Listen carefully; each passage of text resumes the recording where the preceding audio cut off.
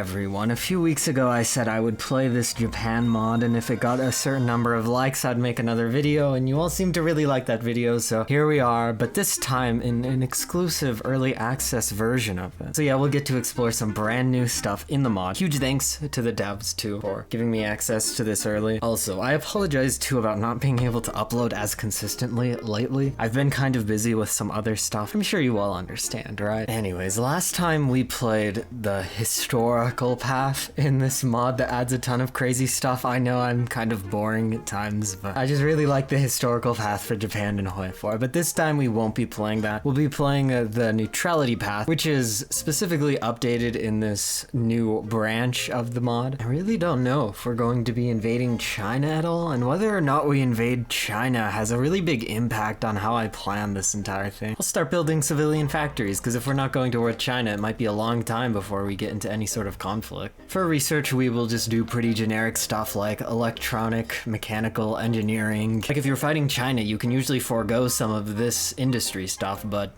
if we're not, might as well. Okay, young officers coup, the neutrality party becomes more popular. We have a new leader, we'll be getting lots of new leaders, probably. Funny thing though, it's kind of weird and vanilla that they have Hirohito as the leader. He's probably the leader that makes the least amount of sense. He probably only slightly has more authority than something like the king in England would have in the democratic British path. And we have mods like this for people who actually care about who leads countries in Hoi4. What should we do with this guy?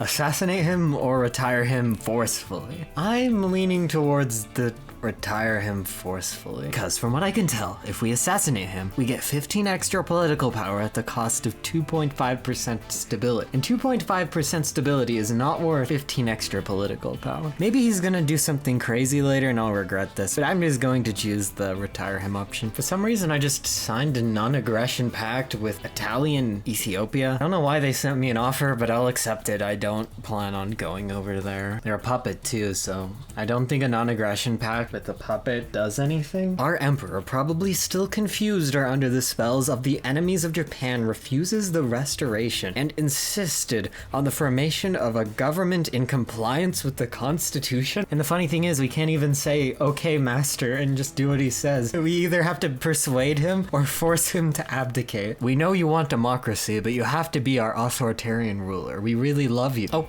we argued with him for a few hours and he agreed. Maybe it was a situation more like, hey, you should be emperor. Oh, I don't know about that. Shouldn't we have elections or something? No, we really want you to be emperor. Okay, I guess. Yeah, it was probably something like that. I don't know what we should do. Maybe test the Soviets. I never test the Soviets. It's Japan. It's always good though. Even if you lose, you still get stuff. And here we will choose the very overpowered censorship law and get infinite stability and war support. Fun fact, we actually already have infinite stability and war support. This just gives us stability and war support faster and gives us more recruitable population. And we won. Nice. We get a very good armor technology bonus, which usually as Japan is pointless. But since we're going into the Soviet Union, I think it will be more useful because I might actually need to build tanks, but a lot of this area is mountainous and tanks are not very good in mountains. Tanks are really only good in plains. We've also made our faction the Greater East Asian Co-Prosperity Sphere, etc., and we will now invite China to it. Maybe we're making a deal with China and it requires us to have created and be in charge of this faction, so I assume that the deal will have something to do with our faction, and we will recruit this chap to give us not only minus 5% consumer goods but 10% more civilian factory production speed. We gave this territory to China and they joined our faction. That's kind of nice. And now they're in a war with all of the rest of China. Hui is probably mad that we're not going through with his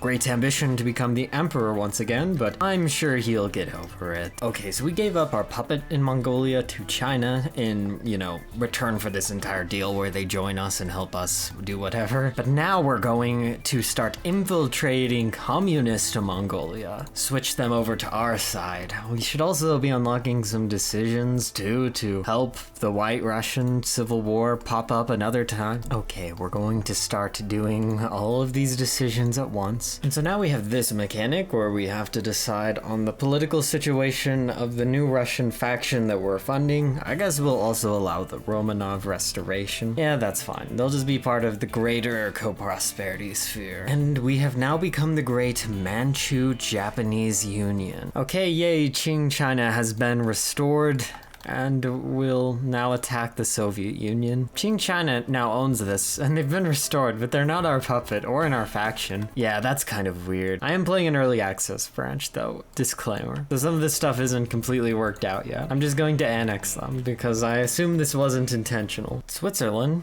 Wait, is this what Ethiopia was wanting to do? Ethiopia Empire request arms to overthrow Italian rule? I really am sidetracked right now with other, more important issues, but I'll help them out. The Italians are pretty evil. They've given up land to Switzerland too, so they're also very incompetent. Yeah, and they're independent. We'll invite them to our faction so they can join the war against both the Soviet Unions. This is the point where I would assume that Stalin and this guy would make up. I don't know, must be some very hot drama. Wait, I just noticed we're being convoy raided. How's the Soviet Navy over here? What Navy base are they operating from? We immediately leave port and run into 13 Soviet submarines. And excellent, the Americans have now sent us volunteers to help fight communism. Wow, what a wonderful alliance, only if they would actually just join our faction straight up. America's leading the faction that would kind of be the Allies, and the Allies is just Britain and India, but not puppet India, independent India, and they're at war with China, who's in the co-prosperity sphere, but I really don't want to join that war. Also, I don't know what this means. An event chain will occur between Japan and Poland. Okay, and we won. It wasn't that difficult because once we overran the Civil War contender, the normal Soviet Union under Stalin had no divisions. We also now have our victory focus since Russia is non-aligned and no longer communist. And look at this. The main threat to Japan has been crushed forever, and now it is time to re-establish the old democratic order to ensure stability. Wow, that's so nice. I guess we can have elections. And here we are. We're now democratic. Best democratic path. You use the neutrality path, you make this giant faction, and then you become democratic. It even unlocks the democratic focus tree. That's very cool. And now we can just